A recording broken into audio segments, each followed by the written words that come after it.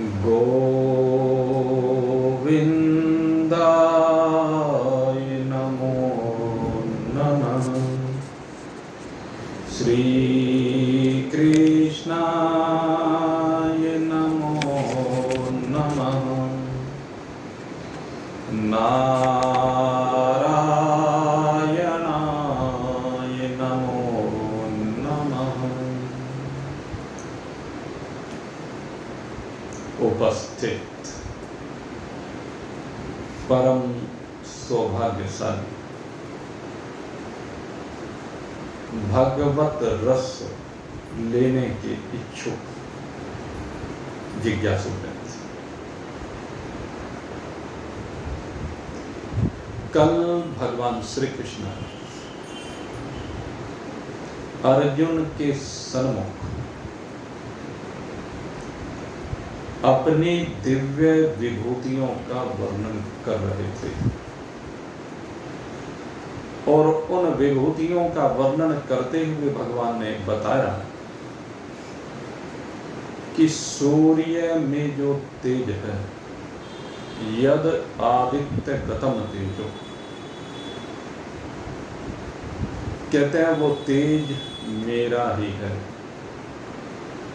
सूर्य सारे जगत को प्रकाशित करता है, लेकिन सूर्य को प्रकाशित करने वाला मैं ही हूं। जो तेज चंद्रमा में है, वह तेज मेरा ही है। जो मधुर मधुर रस का संचार चंद्रदेव करते हैं औषधियों में, जिससे समस्त जीवों का जीवन परिपुष्ट होता है, कहते हो मधुर मधुर रस मैं ही हूं। उस चंद्रमा को शीतलता देने वाला मैं ही हूं। चंद्रमा को प्रकाशित करने वाला मैं ही हूं। अग्नि में जो तेज है, जो ऊष्मा है, जो प्रकाश है, जो दाह्य क्षमता है, वो सब मुझी से है। पृथ्वी में जो शक्ति सामर्थ्य है, जिससे पृथ्वी समस्त औषधियां हमें प्रदान करती हैं, जितने भी प्रकार का भोजन है जो भूदेवी हमें प्रदान करती है, कहते हैं उस सब का सार मैं ही हूं। चारों प्रकार का भोजन, जो भोज्य, पेय, चौस्य या लेह्य, ये चारों प्रकार का जो भोजन है, ये मुझी से प्रकट होता है। मैं पृथ्वी को माध्यम बना करके सब जीवों के पोषण के लिए इस अन्न को उत्पन्न करने वाला हूं, इस अन्न को पचाने वाला हूं। ये अन्न जो समस्त प्राणियों के द्वारा ग्रहण किया जाता है, ये सब मेरी सत्ता से ही सत्तावान होकर के सबको अस्तित्व प्रदान करता है। तो इस प्रकार से भगवान अपनी दिव्य विभूतियों का वर्णन कर रहे थे और आज इसी महिमा को आगे बताते हुए भगवान कहते हैं, बड़ा ही सुंदर, बड़ा ही दिव्य ये श्लोक है। 15वें अध्याय का 15वां ही श्लोक है। पुरुषोत्तम योग का ये पुरुषोत्तम कौन है, कहाँ रहता है, इस तत्व का वर्णन इस मंत्र में किया जा रहा है। ये परमात्मा है तो रहता कहाँ है, इस बात को बताया जा रहा है। भगवान कहते हैं, सर्वस्य चाहं हृदि सन्निविष्टो मत्तैः स्मृतिर्ज्ञानमपोहनं च वेदैश्च सर्वैरहमेव वेद्यो वेदान्तकृतवेदविदेव चाहम्। सबसे पहली बात भगवान ने कही, सर्वस्य चाहम हृदय सन्निविष्टो। कहते हैं मैं जितने भी प्राणी इस जगत में हैं, 84 लाख प्रकार के शरीर हैं और उन 84 लाख प्रकार की योनियों में न जाने कितने विभाजन हैं। जैसे हम मनुष्यों की ही बात इस भूलोक में करें तो एक योनि है मनुष्य योनि, लेकिन जीवों की संख्या 7-8 अरब हो रही है। तो इसी प्रकार से आप चिंतन करके देखें, 84 लाख प्रकार की योनियों में कितने जीव होंगे। कहते हैं इसकी गणना करना तो असंभव ही है भाई हमारे लिए।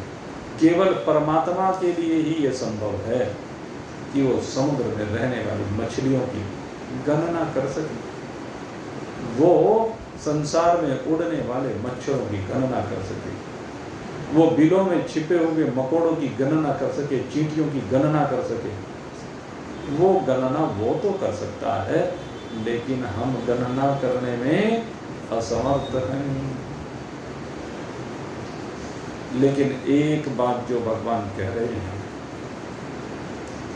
कहते हैं कि जितने भी प्राणी हैं मैं सबके हृदयों में बैठा हुआ हूँ।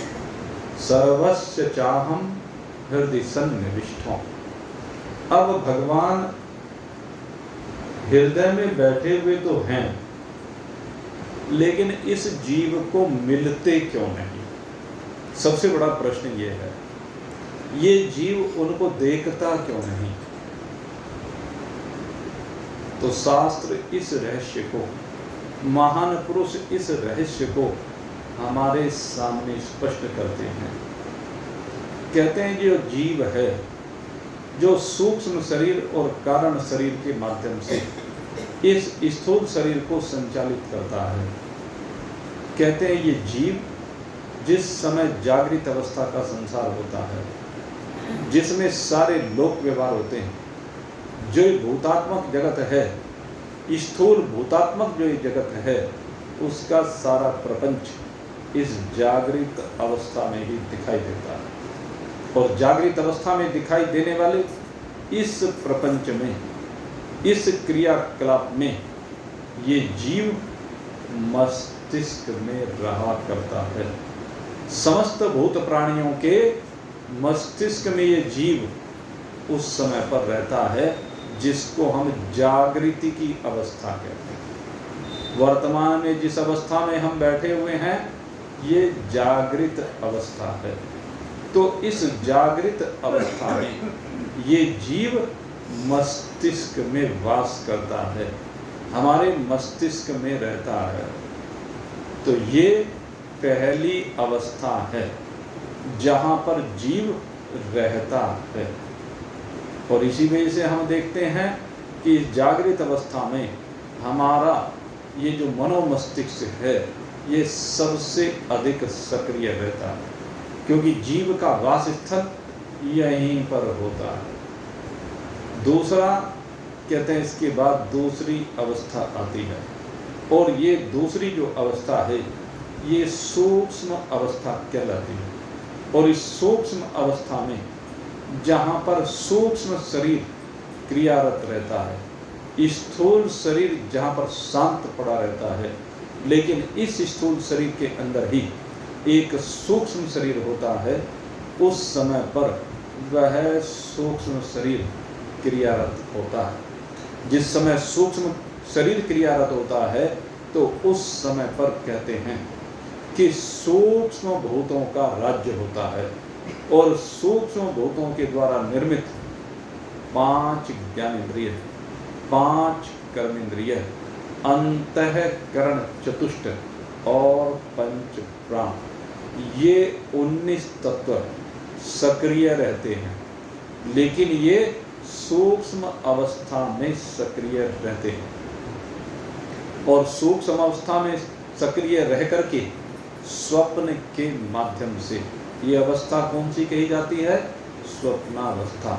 इस स्वप्नावस्था में भी ज्ञानेंद्रियों से ज्ञान प्राप्त किया जाता है। इस सूक्ष्म अवस्था में भी कर्मेंद्रियों से कर्म करते हुए दिखाई देते हैं। इस सूक्ष्म अवस्था में मन के द्वारा संकल्प और विकल्प होता रहता है। इस सूक्ष्म अवस्था में भी बुद्धि के द्वारा निश्चय किया जाता रहता है। इस सूक्ष्म अवस्था में भी चित्त चिंतन करता रहता है और इस सूक्ष्म अवस्था में भी जीव का मैंपना जाके नहीं देता। इसकी ईगो वहाँ सूक्ष्म अवस्था में भी बनी रहती है और इस सूक्ष्म अवस्था में जो हमारे पंच प्राण हैं वो भी ज्यों के त्यों सक्रिय रहते हैं। कल मैं आपसे प्राणों की बात कर रहा था और प्राणों की बात करते हुए कल हमने आपसे कहा था कि आज इन प्राणों की भी विशेष रूप से व्याख्या की जाएगी। तो ये जो पंच प्राण हैं इनके पहले तो नाम सुन लीजिए। इनके नाम हैं प्राण, अपान, समान, उदान और व्यान। ये 5 हमारे प्राण हुआ करते हैं और ये जो पांचों प्राण हैं इन पांचों प्राणों की भिन्न भिन्न क्रियाएं हैं। ये जो वायु समष्टिगत रूप से प्रवाहित हो रहा है चराचर जगत में, प्राण वहीं से प्रकट हो रहे हैं। ये प्राण यहीं से आ रहे हैं। ये रजोगुणी अंश से आ रहे हैं और ये इस शरीर को, स्थूल शरीर को भी, सूक्ष्म शरीर को भी संजीवनी शक्ति प्रदान कर रहे हैं। इन प्राणों की वजह से ही इस शरीर में शक्ति का संचार होता है। और क्या क्या करते हैं प्राण?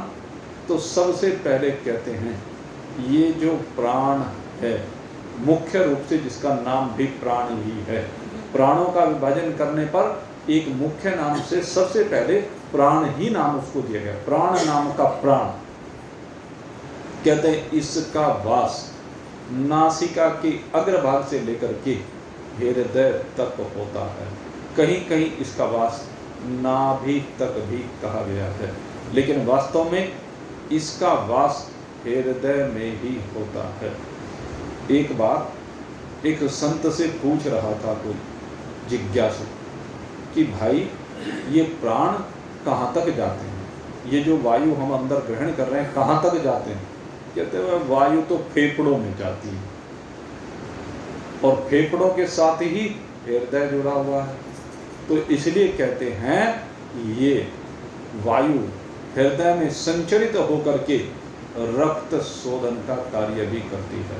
हृदय में जो रक्त शोधन का कार्य होता है वो प्राण से ही होता है। तो कहते हैं इसका मुख्य रूप से जो वास है वो प्राण नाम से हृदय में है। और इसका कार्य क्या है? कहते हैं नासिका के अग्रभाग से लेकर के मुख के अग्रभाग से लेकर के ये शरीर के अंदर श्वासों की क्रिया को करता है। श्वास जब आप अंदर भरते हैं तो श्वास के अंदर भरने के साथ ही आपके अंदर प्राणों का संचार प्रारंभ हो जाता है। ये श्वास प्राण ही हैं और ये आपके शरीर को मुख्य रूप से शक्ति प्रदान करते हैं। और साथ साथ इन प्राणों का काम है कि मुख के माध्यम से समस्त ये जो 4 प्रकार के भोज्य पदार्थ कहे गए हैं, कौन कौन से कहे? कहते एक तो भोज्य होता है, एक पेय होता है, एक लेह्य होता है और एक चोष्य होता है। ये 4 प्रकार से जो भी कुछ ग्रहण किया जाता है कहते हैं शरीर के अंदर इनको ले जाने का कार्य ये प्राण नाम का प्राण ही करता है। इसलिए इस प्राण की भूमिका सबसे मुख्य मानी गई है। बाकी सब इसी का अंश माने गए हैं क्योंकि बाकी सब का प्रकटन इसी के साथ होता है, इसी से होता है। इसलिए ये हृदय में रहने वाला प्राण ही सबसे मुख्य प्राण माना जाता है। दूसरे नंबर पर कहते हैं इसकी जो क्रिया है वो पर श्वास की क्रिया भी इसी से होती है। श्वास अंदर जाता है तो उसके बाद श्वास बाहर भी आता है और ये जो श्वास बाहर आता है ये पर श्वास की क्रिया कहलाती है। तो ये दोनों क्रियाएं, श्वास लेने की क्रिया और श्वास को छोड़ने की क्रिया, ऑक्सीजन को ग्रहण करने की क्रिया और कार्बन डाइऑक्साइड को बाहर छोड़ने की क्रिया, ये विज्ञान की भाषा में कहा तो ये दोनों क्रियाएं इस प्राण से ही होती है। भोजन को ग्रहण करने की क्रिया इस प्राण से ही होती है और हृदय इसका वास स्थल है। तो पहली बात हो गई प्राण। अब दूसरी बात करते हैं, वो बात है अपान की। कहते हैं अपान नीचे के हिस्से में विराजमान होता है और नीचे के हिस्से में विराजमान होकर के इसका जो कार्य होता है वो इस शरीर से समस्त गंदगी को, या कह लीजिए जो भी कुछ फालतू सामग्री इस शरीर में बच जाती है, उस सारी सामग्री को बाहर निकालने का कार्य ये प्राण का दूसरे नंबर का प्राण यानी अपान नाम का प्राण ये करता है। इसी के द्वारा समस्त त्याग की क्रियाएं होती हैं। तो दूसरा प्राण है अपान। और तीसरा जो प्राण कहा जाता है वो कहा जाता है समान। ये समान नाम का जो प्राण है इसकी भूमिका बड़ी महत्वपूर्ण है और इसका वास स्थल नाभि में हुआ करता है। ये नाभि में वास करता है और नाभि में वास करके क्या करता है, कहते हैं जो भी कुछ खाया पिया जाता है उस खाए पिए का संचार समस्त शरीर के अंदर करता है। ये उसका रस बना करके जो भी एलिमेंट शरीर को चाहिए यही उनको कन्वर्ट करता है, कैल्शियम के रूप में, फैट्स के रूप में, कार्बोहाइड्रेट्स के रूप में, मिनरल्स के रूप में, विटामिन्स के रूप में। ये समान नाम का प्राण जो भी कुछ खाया पिया जाता है उसका विभाजन करके अनेक रूपों में उसको विभक्त कर देता है और जहाँ जहाँ शरीर में उन तत्वों को भेजना होता है ये समान नाम का प्राण माध्यम बन करके उधर ही इनका रुख कर देता है। इसका वास स्थल नाभि है और नाभि हमारे शरीर का केंद्र भी है। और अगर यदि मैथमेटिक्स जिन्होंने पढ़ा है वो सब जानते हैं नाभि केंद्र को ही कहते हैं। एक वो होता है, क्या नाम उसमें, कोऑर्डिनेट ज्योमेट्री मैथमेटिक्स में। और ये मैथमेटिक्स में जो कोऑर्डिनेट ज्योमेट्री होती है उसमें जितनी भी फिगर पढ़ाई जाती हैं उन सब में एक नाभि जरूर होती है ज़्यादातर। आप जब उसका अध्ययन करेंगे हैं उसमें चाहे आप सर्किल को पढ़ें, स्फीयर को पढ़ें, पैराबोला पढ़ें, हाइपरबोला पढ़ें, बहुत चीज़ें आती हैं उसमें। उन सब में एक नाभि होती है। नाभि माने केंद्र। और जैसे हमने बताया हमारे इस सौर मंडल का केंद्र क्या है, सूर्य है। जैसे संपूर्ण जगत का केंद्र बिंदु वो परमात्मा है, उसी प्रकार से समस्त शरीर का केंद्र बिंदु नाभि ही हुआ करती है। और ये जो हमारे चक्र होते हैं ना उनमें भी इस चक्र का विशेष महत्व होता है। नाभि में जो चक्र होता है उसको कहते हैं मणिपूरक।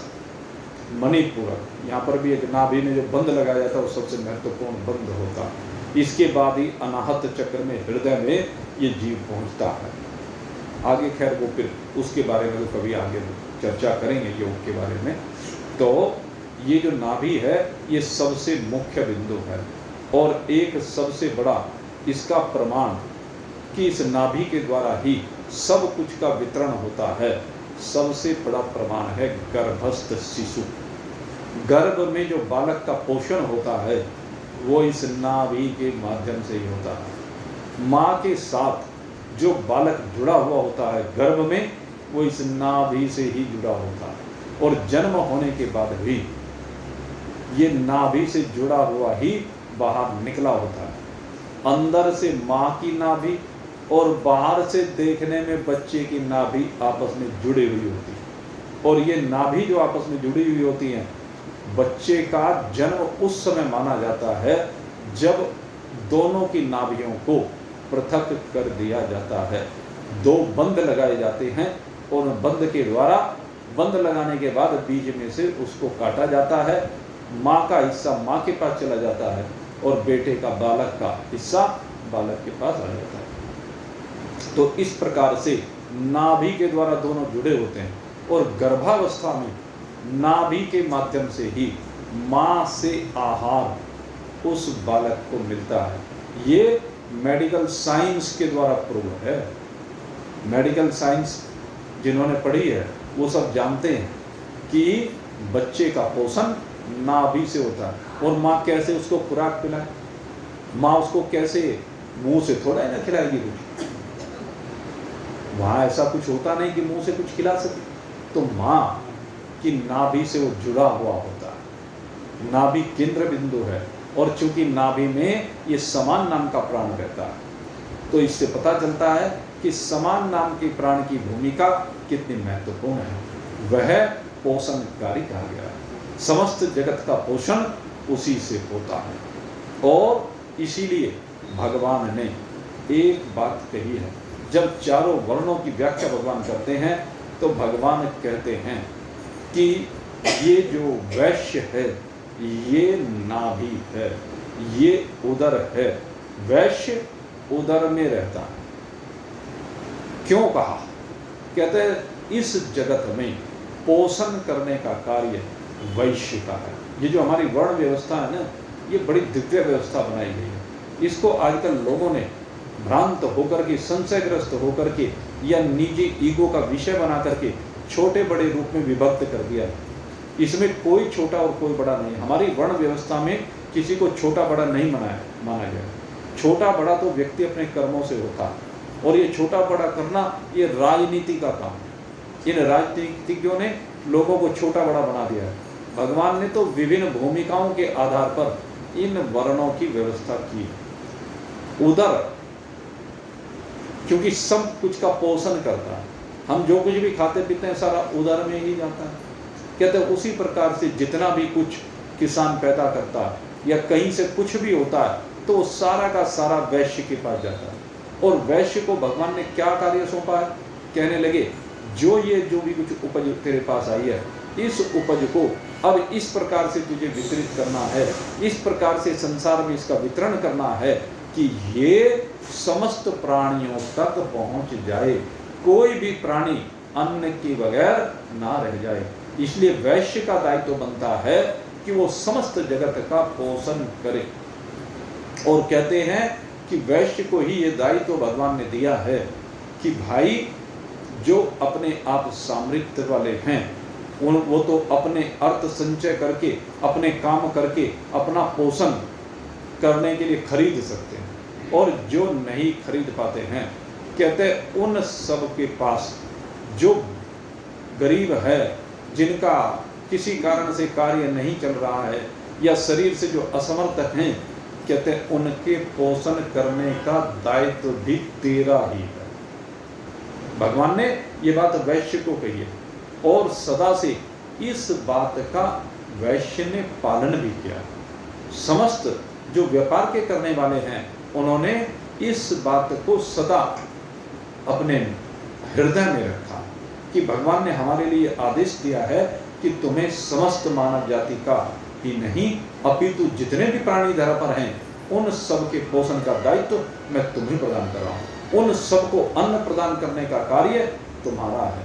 इसीलिए हमारे यहाँ अन्य क्षेत्रों की व्यवस्था की गई। इसीलिए हमारे यहाँ भंडारे करने की परंपराओं को डाला गया।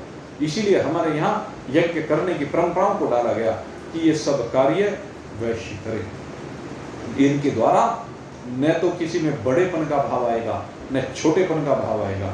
अन्य क्षेत्र जब चला रहे हैं तो उसमें बड़प्पन की बात नहीं है। भंडारा चला रहे हैं तो बड़प्पन की बात नहीं है। यज्ञ कर रहे हैं तो बड़प्पन की बात नहीं है, बल्कि यज्ञ भगवान कहते हैं, क्योंकि भगवान का एक अवतार यज्ञ नारायण के रूप में भी हुआ है। और यज्ञ नारायण के रूप में जो भगवान का अवतार हुआ है उसमें भगवान कहते हैं कि हे प्राणी तू यज्ञ कर, और यज्ञ के द्वारा कहते हैं समस्त सृष्टि का पोषण हो, ये तेरी भावना होनी चाहिए। यज्ञ में यज्ञ को करते हुए भगवान के सामने नतमस्तक होकर के भगवान से प्रार्थना कर कि हे भगवान तू मेरे ऊपर इतनी कृपा करता रहे कि मैं समस्त जीवन पर्यंत यज्ञ करता रहूं और समस्त प्राणियों के पेट भरने का माध्यम आपने मुझे बनाया है, तो शक्ति आप मुझे प्रदान करते रहें। यज्ञ नारायण से प्रार्थना की जाती है और फिर बड़े प्रेम के साथ भोग लगता है, प्रसाद खिलाया जाता है। यज्ञ की सफलता अन्न से है। यज्ञ के उपरांत भगवान ने विधान किया है कि जब भी कोई आप यज्ञ करते हैं तो यज्ञ करने के बाद आपको अन्न दान अवश्य करना चाहिए। यज्ञ शिष्टामृत भुजो यान्ति ब्रह्म सनातन। और कहते हैं अन्न का दान करने के बाद, भंडारा चलाने के बाद आप जब सब तृप्त हो जाएं, उसके बाद स्वयं उस प्रसाद को ग्रहण करें।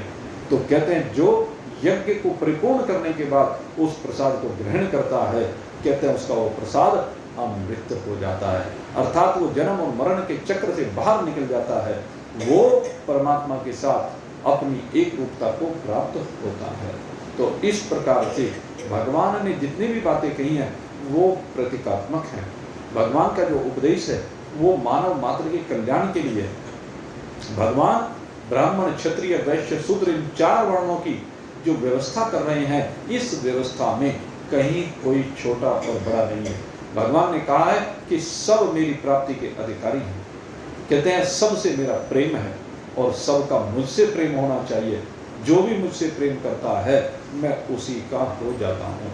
और ये बात भगवान जब जब भी यहाँ पर अवतरित होते हैं, इस बात को स्वयं सिद्ध भी करके दिखाते हैं।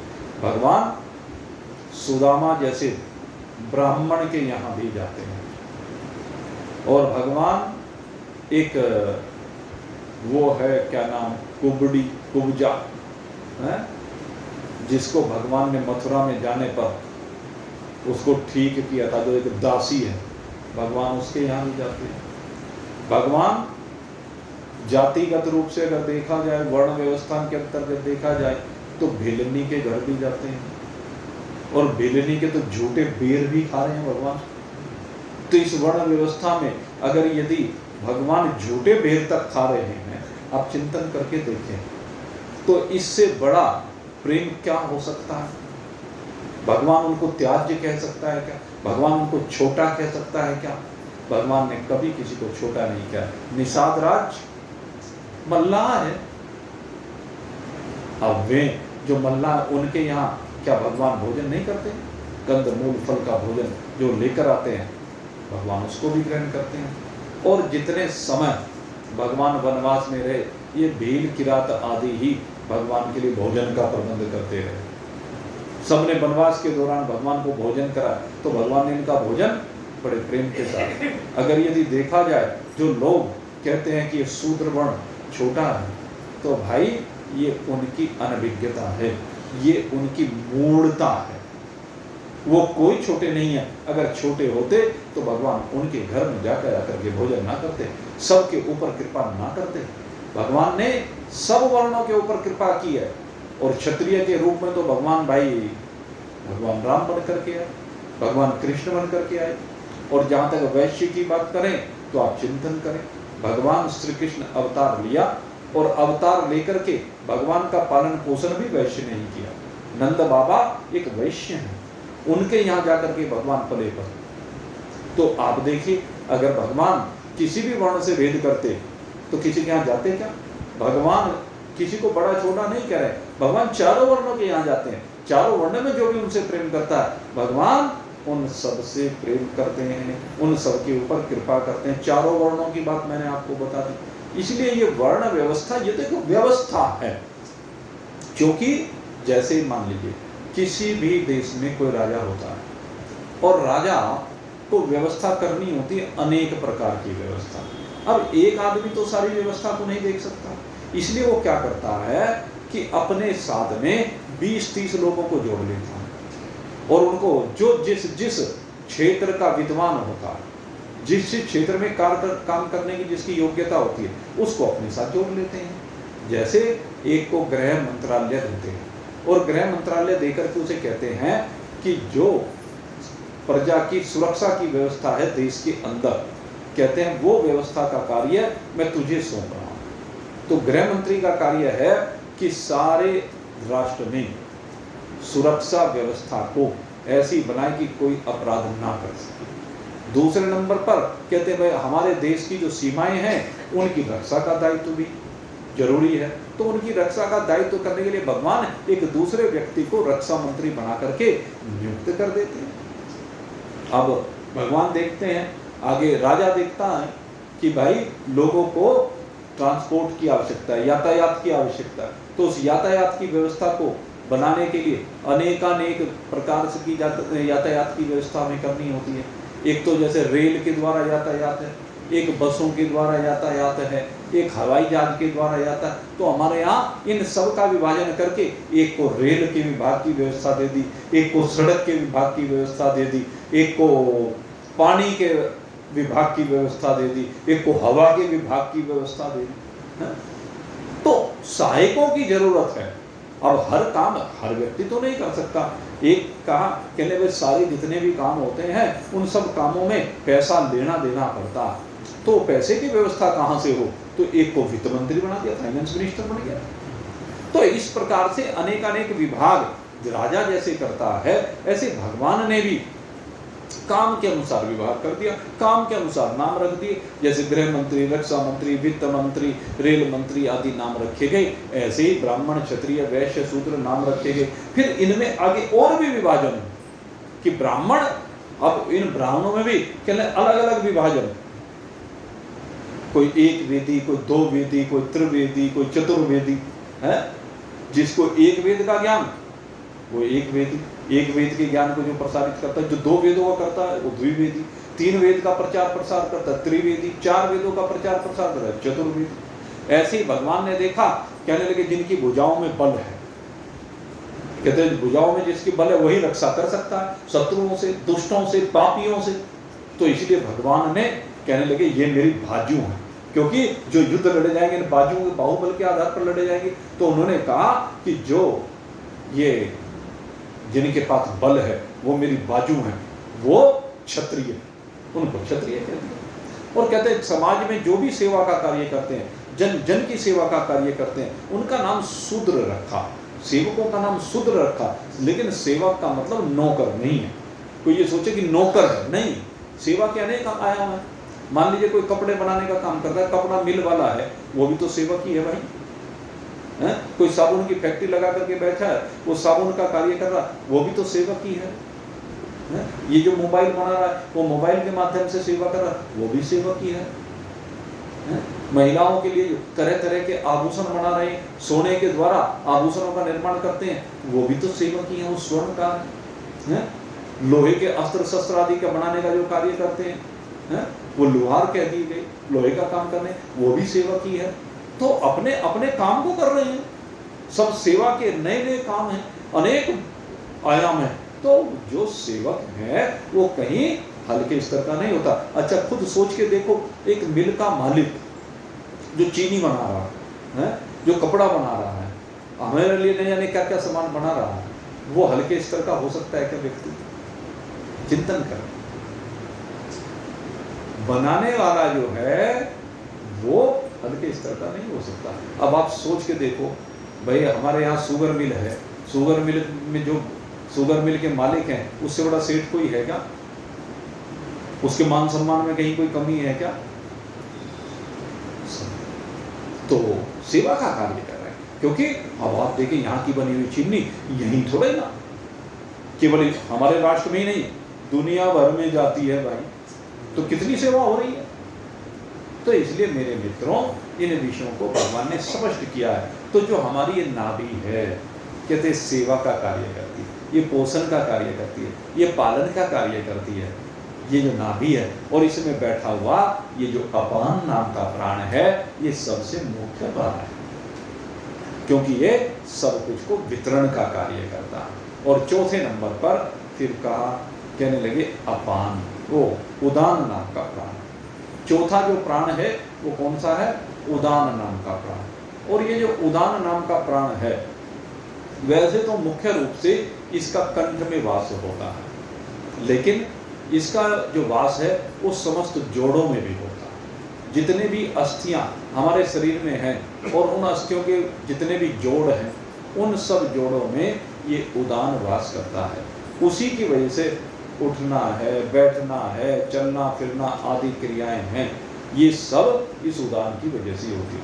और सबसे मुख्य बात एक और है, ये जो उदान है, इस उदान नाम के प्राण की वजह से ही यहाँ इस शरीर से, इस स्थूल शरीर से ये जो सूक्ष्म शरीर है, इसको निकालने का काम इस उदान नाम के प्राण से ही जीव करता है। जीव यहाँ से जब दूसरे लोकांतरों में जाता है तो दूसरी जगह दूसरे शरीर को प्राप्त करने के लिए जब ये जाता है तो उदान नाम का प्राण ही सबसे बड़ा सहायक बनता है। ये उदान ही ज्ञानेंद्रियों को, कर्मेंद्रियों को, अंतःकरण को और पांचों प्राणों को इस शरीर से बाहर लेकर के आता है, सूक्ष्म शरीर को बाहर लेकर के आता है। तो इस उदान की भूमिका बड़ी महत्वपूर्ण है। और पांचवा जो प्राण है, ये पांचवा प्राण कहा जाता है व्यान। और इस पांचवें प्राण का क्या कार्य है, कहते हैं जो सारा शरीर, इसमें जो पूरे शरीर में नाड़ियों का जाल फैला हुआ है, कहते हैं उस नाड़ियों के फैले हुए जाल में रक्त का जो संचरण हो रहा है वो इस व्यान नाम के प्राण से हो रहा है। और केवल रक्त का संचरण नहीं हो रहा है, आपको बता दें 2 प्रकार की नाड़ियां होती हैं। एक नाड़ियां तो वे हैं जिनके अंदर रक्त का संचार होता है, एक दूसरी नाड़ियां भी होती हैं। ये जो दूसरी नाड़ियां होती हैं उनमें रक्त का संचरण नहीं है। ये दूसरी प्रकार की नाड़ियां संवेदनाओं के लिए होती हैं। ये नाड़ियां आप देखिए, मान लीजिए कुछ भी यहाँ हाथ से छुआ आपने और ये छूते ही इसका अनुभव कहाँ हुआ, मन के पास तरंगे एकदम पहुंच गई।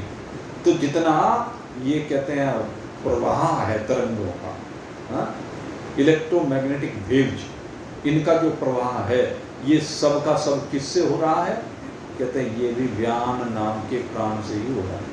ये व्यान नाम का प्राण ही इन सब में हेतु है। तो इस प्रकार से कहते हैं ये 5 प्राणों की बात। और एक बात और बता दें, ये जो व्यान नाम का प्राण है, इसी के द्वारा आकुंचन और संकुचन की क्रिया भी होती है। आपने आकुंचन और संकुचन पढ़ा था ना, ध्यान है? 5 भूतों के 5 अंग बताए गए थे। 5 तत्व आकाश के हैं, 5 तत्व वायु के हैं। और ये वायु के 5 तत्व कौन कौन से हैं? आकुंचन।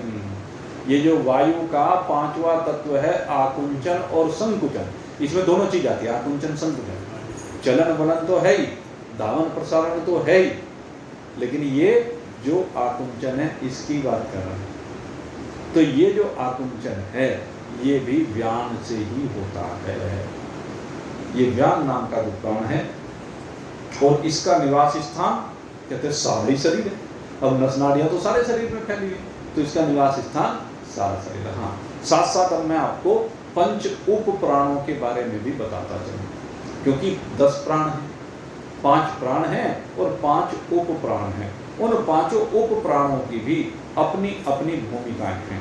ये जो 5 उप प्राण हैं, इनमें सबसे पहले जो नंबर आता है वो नाग नाम के प्राण का आता है। और नाग नाम का जो प्राण है, इसका कार्य क्या है, कहते हैं जो डकार आती है, ये जो डकार आती है, ये कार्य इस नाग नाम के उप प्राण से होता है। और आपको बता दें, जरा मेडिकल के स्टूडेंट से पूछना, जब भी कोई मेडिकल का क्या नाम, डॉक्टर जो होते हैं वो जो ऑपरेशन करते हैं, तो ऑपरेशन की सफलता 2 चीजों से मानी जाती है। कहने लगे जब मरीज का ऑपरेशन हो जाए, ऑपरेशन होने के बाद गैस पास हो जाए, वो ऊपर से हो या नीचे से हो, तो ये मान लिया जाता है कि पहली सफलता की सूचना है। आप कभी भी देखना, ऑपरेशन के बाद आकर के डॉक्टर यही बात पूछेगा आपसे।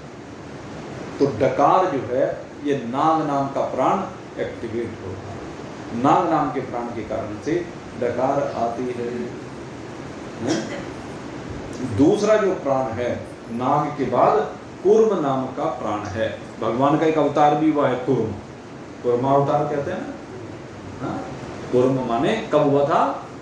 जब समुद्र मंथन की क्रिया हो रही थी, और समुद्र मंथन की क्रिया में जब मंदराचल डूबने लगा तो भगवान ने कूर्मावतार, कच्छप अवतार, कछुए का ये अवतार भी ग्रहण किया था।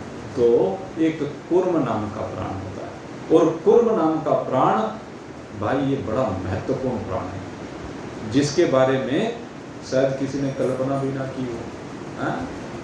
सबसे मुख्य भूमिका है संसार में इसकी। ये जो आंखें हैं ना, आंखों का बार बार खुलना और बंद होना, तो खुलना और बंद होना ना आंखों का, कहते हैं ये इस प्राण से होता है, कूर्म नाम के प्राण।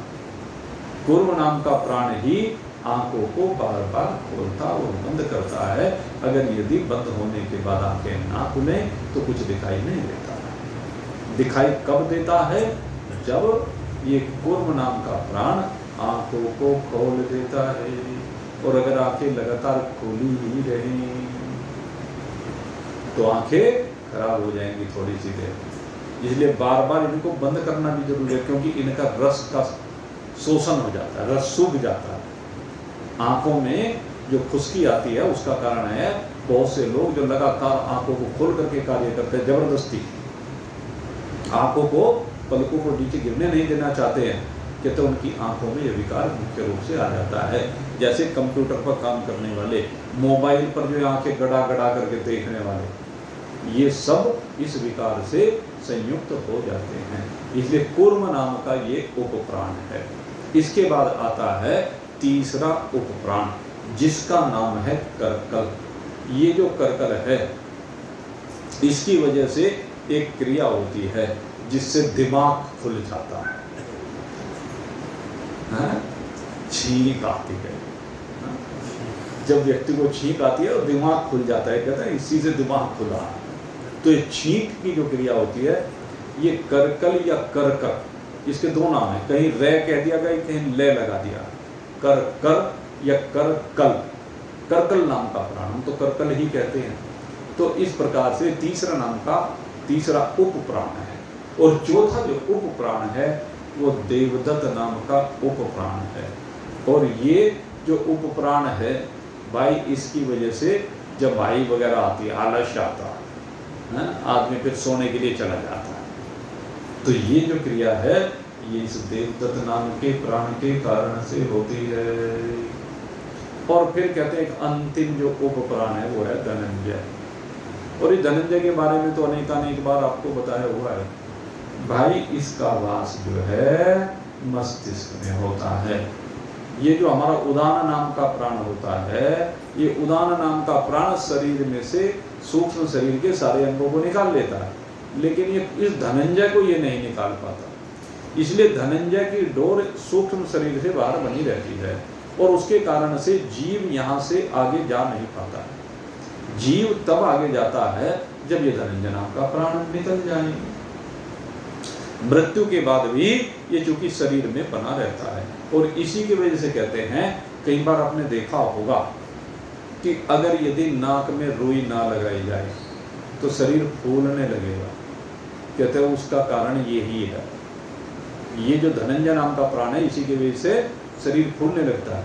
इसलिए जब भी किसी का शरीर पूरा हो जाता है तो उसकी नाक में रुई लगा दी जाती है, जिससे कि श्वास, अब वो जो अंदर जा रहा है वो बाहर छोड़ने की क्षमता तो रही नहीं, अंदर जा सकता है। क्यों जा पाता है? क्योंकि धनंजय अंदर बैठा हुआ है। ये कई बार लोगों को भ्रम हो जाता है, नाक पे ऐसे लगा के देखते हैं गरमाई, श्वास आ जा रहा है क्या, वो परीक्षण करने का तरीका है। तो ये धनंजय नाम का प्राण, वो श्वास अंदर तो जाता हुआ दिखाई देता है, तो इसलिए कई बार भ्रम हो जाता है, लेकिन बाहर नहीं निकलता। वहां पहचान करने की बात ये है, अंदर तो चला गया, अब अंदर जाकर के उसने क्या काम किया, पेट को फुलाना शुरू कर दिया, इसलिए नाक में रुई लगा दी जाती है। तो इस प्रकार से ये 10 प्राणों के बारे में आपको बताया। तो अब चर्चा किस चीज की कर रहे थे? कि जीव की चर्चा कर रहे थे। जीव का दूसरा जो वास स्थल है वो कहाँ है? कहते कंठ में है। ये जो स्वप्नावस्था है, इस स्वप्नावस्था में ये जीव कंठ में विराजमान होता है। और आप ध्यान करना, मैंने पहले भी कई बार आपको बताया है कि स्वप्नावस्था में, चिंतन काल में, स्वप्नावस्था जागते हुए भी होती है कई बार। जिस समय आप संसारों के निर्माण कर रहे हो, बहुत कुछ चिंतन करते हो, तो खोए हुए होते कहीं कह देते हैं, तो उस अवस्था में आप देखना कि उस समय आप मन से नहीं सोच रहे होते, वाणी से सोच रहे होते, कंठ से सोच रहे होते। तो उसका कारण क्या है कि वो जीव कंठ में आ जाता है। इससे सिद्ध होता है कि सोचने वाला मन नहीं है, वाणी नहीं है, बल्कि जीव है। जो भी चिंतन होता है वो जीव करता है, मन नहीं करता है। मन तो माध्यम है। ऐसे कंठ, वाणी नहीं कर रही है, वो जीव कर रहा है। कंठ में जीव आकर के विराजमान हो जाता है। तो स्वप्नावस्था में या चिंतन काल में आप देखेंगे कि आप यहां से नहीं, यहां से जोड़ते हैं। यहां से आपका चिंतन चल रहा होता। कभी जरा रोज अनुभव करके देखा करो, तभी तो दृष्टा भाव आएगा ना। जब इन क्रियाओं को देखोगे तब दृष्टा भाव बनेगा। इन क्रियाओं को देखते नहीं हो, इसलिए दृष्टा भाव नहीं बनता। चिंतन यही कहते हैं, इसी को चिंतन कहा जाता है। तो यहाँ सूक्ष्म अवस्था में जब सूक्ष्म शरीर क्रियारत होता है तो स्वप्नावस्था होती है, तो जीव यहाँ वास करता है। अब भगवान ने कहा कि सर्वस्य चाहम हृदय सन्निविष्टो, कि मैं सबके हृदयों में बैठा हूँ। अब तीसरी अवस्था है कौन सी? कहते हैं जब ये जीव न मस्तिष्क में होता है, न कंठ में होता है, अपितु अब ये हृदय में जाता है। और हृदय में जाता है तो ये अवस्था सुसुप्ति अवस्था कहलाती है। और जैसे ही हृदय में पहुंचता है, निर्संकल्प हो जाता है। ये कंठ से लेकर के हृदय तक की जो जीव की यात्रा है ना, इस यात्रा में ये थक जाता है पूरी तरह से। और थक करके चूर हुआ ये जीव क्या होता है? सो जाता है। तो जब ये हृदय में जाता है, ये वहां पे जाके सो जाता है। और सो करके जब ये खूब आराम कर लेता है, जब इसकी आंखें खुलती है, तब कहता है आज बड़े सुख से सोया, ऐसे सुख से सोया कि कुछ भी पता नहीं रहा। क्या पता नहीं रहा? अब बात ये है, क्या पता नहीं रहा? अरे इसे ये पता नहीं रहा कि जब तो सुसुप्ति अवस्था में जा रहा था और जहां तू जा रहा था हृदय में, वहां पर परमात्मा बैठे हुए थे। और जब तू गया तो जाकर के परमात्मा की गोद में सो गया। जैसे माँ की गोद में बच्चा सो जाता है तो उसको आराम मिल जाता है, सुख मिल जाता है। तुझे सुख की अनुभूति तो हो गई, लेकिन तूने हृदय में बैठे हुए उस परमात्मा को देखा नहीं। सबसे बड़ी समस्या क्या हुई? हृदय में जाने के बाद भी हृदय में बैठे हुए परमात्मा को ना देखना। ये सुसुप्ति अवस्था की विडंबना है। ये इस जीव की विडंबना है कि ये हृदय में रोज परमात्मा की गोद में जाता है, लेकिन फिर भी परमात्मा को देख नहीं पाता है। भगवान कहते हैं मैं बैठा हुआ हूं, लेकिन उसके बावजूद ये मुझे देख नहीं रहा, अनुभव नहीं कर रहा है। कहते अनुभव कब हो? कहते जब हृदय में जाए लेकिन जागृत हो। सुसुप्ति में तो पता ही नहीं चलेगा,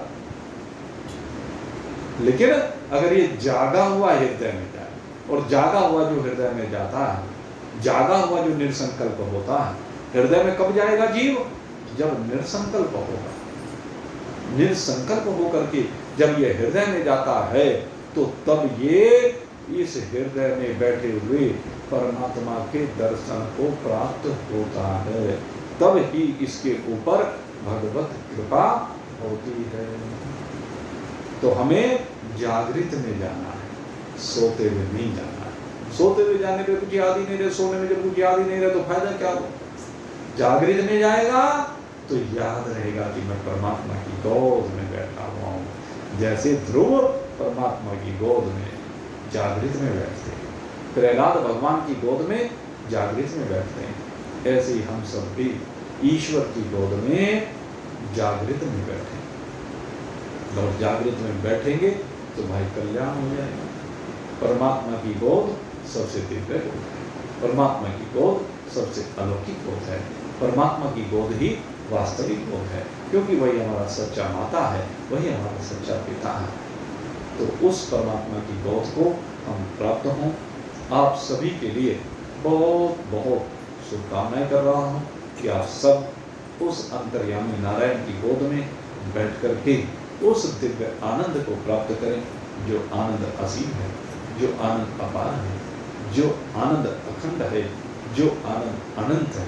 और वास्तव में यही वास्तविक आनंद है।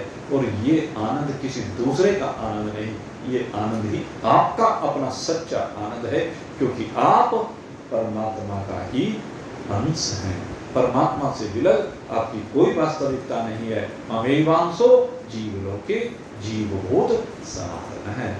आप ही वह सनातन परमात्मा का सनातन भाव है, भाग है, अंश है। जो आपकी श्रद्धा बने सो कह लीजिए। हकीकत तो यह है, न भाव है, न भाग है, न अंश है, आप परमात्मा ही हैं। सच्ची वास्तविकता यह है कि हम सब परमात्मा से विलग कुछ भी नहीं है, लेकिन अनभिज्ञ हैं, परमात्मा को जानते नहीं है। जब परमात्मा को जान लिया जाता है तो फिर सब कुछ में परमात्मा के अलावा कुछ नजर नहीं आता है। ये चराचर जगत एक परमात्मा ही नजर आता है। मुझ में राम, तुझ में राम, सब में राम समाया हुआ, सब में एक राम ही समाया हुआ है। इस वास्तविकता को जानिए और आनंद मनाइए। इन्हीं शुभ भावों के साथ आज का सत्संग अब यहीं पर विश्राम को प्राप्त हो रहा है। कल फिर आपकी सेवा में उपस्थित होंगे भाई। कल रविवार है वैसे तो, लेकिन सत्संग होगा कल भी, समय यही रहेगा। और परसों माता अन्नपूर्णा का भोग लगाया जाएगा। वही दिन में लाला जी की दुकान पर भोग लगेगा और रात्रि में यही सत्संग भवन में माता अन्नपूर्णा का प्रसाद वितरण होगा। आप सभी लोग सादर निमंत्रित हैं भाई। बोलिए सच्चिदानंद भगवान